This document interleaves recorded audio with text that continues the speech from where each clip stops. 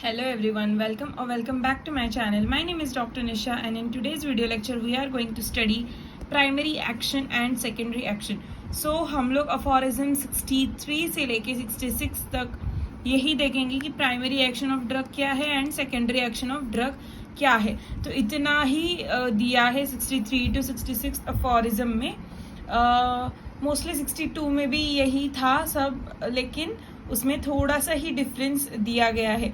But whatever is given in these aphorisms are more important and each and every aphorism is different, but it will not ask you in together way. मतलब वो लोग है ना ऐसे सब कुछ एक साथ नहीं पूछेंगे. They'll just ask you what is primary action, then they'll ask कि है ना secondary action के examples दे दो. What is secondary action? What is primary difference between the primary action and secondary action? Definition of each.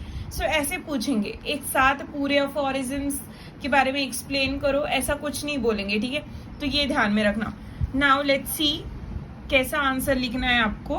तो every action has equal and opposite reaction. So we know कि है ना कुछ भी दुनिया में चाहे कुछ भी हम लोग करें उसकी मतलब उसको एक्शन बोलते हैं. हम लोग कुछ भी करते हैं that is called as action, और उससे हमें जो भी रिजल्ट मिलता है, जो भी कुछ रिवर्ट बैक मिलता है, अवार्ड मिलता है, रिवॉर्ड मिलता है, that is called as secondary action या फिर उसकी रिएक्शन.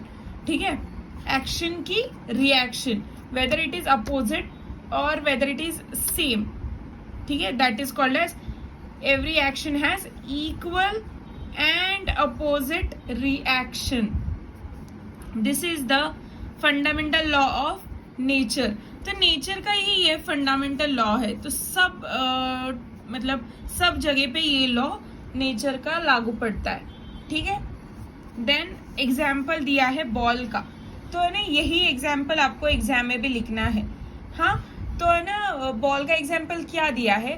फॉर एग्जाम्पल हम एक सामने हमारे वॉल है, बड़ी सी वॉल है. ठीक है, तो हम लोगों ने उस पे एक बॉल जोर से फेंका. तो क्या मैंने बोला, जोर से. सो जोर से इज अ इंटेंसिटी. ठीक है, it is a intensity. Ball is an object. ठीक है, I am throwing is an action. So I am throwing some object with the high intensity towards the wall that is resisting object. तो वो क्या create करेगा, bounce create करेगा. मतलब मैंने action की है, उस एक्शन का मतलब वो बॉल जाके हिट होगा वॉल पे एंड दैट वॉल से वो रिफ्लेक्ट बैक या फिर यू नो उसको क्या बोलते हैं हम लोग, बाउंस्ड बैक होगा. That is called as its reaction. So जैसे मैंने जितने इंटेंसिटी से डाला है, जितनी स्पीड से वो बॉल डाला है, उतनी ही स्पीड से वो वापस भी आएगा. That is called as action की रिएक्शन होना.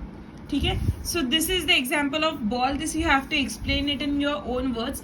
Once go and read in Organon का बुक बाय सरकार सर, एंड वो आप वहाँ से कुछ सेंटेंसेस वगैरह फ्रेम मेक कर सकते हैं and you can take that down. ठीक है, now secondary action. So secondary action always depends upon the nature and intensity of the primary action. What is given.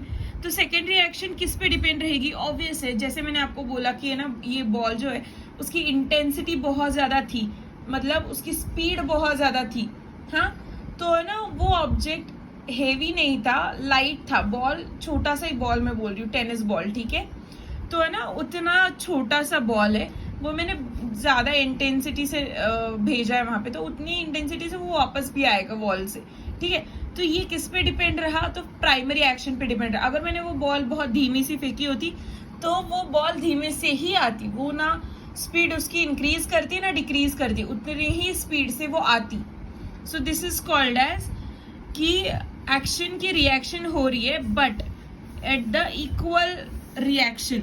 ठीक है, and it is depend and the second reaction is depend on the primary action always. This is important always. ठीक है, then what is primary action of a drug? Today we are going to see the whole concept of the primary action of a drug in detail. Okay, तो primary action can be termed as action of drug upon the vital force. तो vital force पे for example मुझे ना pulsatilla अगर मैंने खाया है, ठीक है, तो पल्सेटिला इज माई ऑब्जेक्ट. हाँ, मैंने ओरल रूट से लिया है and it will act. Sublingually मैंने लिया था, it will take time to act. इतना गुड पोटेंसी जो मुझे सिमिलिमम मिला, उसकी पोटेंसी भी प्रॉपर मिली, मैंने वो खाया भी. So what is happening here कि पल्सेटिला एक ड्रग है, वो मेरा ऑब्जेक्ट रहेगा, मतलब, और खाना, this is the primary action will be there. So secondary action मतलब क्या होगा, तो ड्रग का एक्शन ऑन द बॉडी और on the vital force, it is the secondary action. समझ रहा है आपको? मतलब primary action can be termed as action of a drug upon the vital force. मतलब मैं ना कुछ भी खा रही हूँ, एक ड्रग खा रही हूँ मैं, ठीक है, तो वो ड्रग मेरे अंदर जाके वाइटल फोर्स पे एक्ट करेगा, ठीक है. This is whole thing. मतलब मैंने ड्रग को खाने से लेके वाइटल फोर्स के स्टिम्युलेशन तक will be called as primary action of a drug, right. Action can be for shorter or longer period of time. It can be shorter or longer. It will depend on the situation and the object which you have used. ठीक है? Or the medicine का duration which you have used. Vital force accepts the stimulation received from the drug. So vital force is innocent. ठीक है? Vital force has no brain or nothing. जो भी आप लोगों ने खाया है वो मेडिसिन को, वो वाइटल फोर्स को स्टिमुलाई करेगा, ठीक है, ऑलवेज करेगा. No resistant created by vital force. Vital force is very innocent, वो कुछ भी क्रिएट नहीं करेगा, ठीक है. So this was completely a action of primary action of drug, ठीक है, ये कंप्लीट होता है. So this is what you have to write in 5 marks. That is कि है ना, introduction to the primary and the secondary action. This is what is introduction to the aphorism 63 to 66, and then individually you are explaining, or you are going to explain primary action of a drug and the fundamentals law of nature. This is also you will be asked, ठीक है. So this was it. This was today's lecture on primary action and secondary action of a drug. I hope you understand. I hope you like this lecture. If do, then do consider subscribing to my channel and wait for part 2. This is just a part 1, and in part 2 we are going to see in detail the secondary action and its reactions. ठीक है?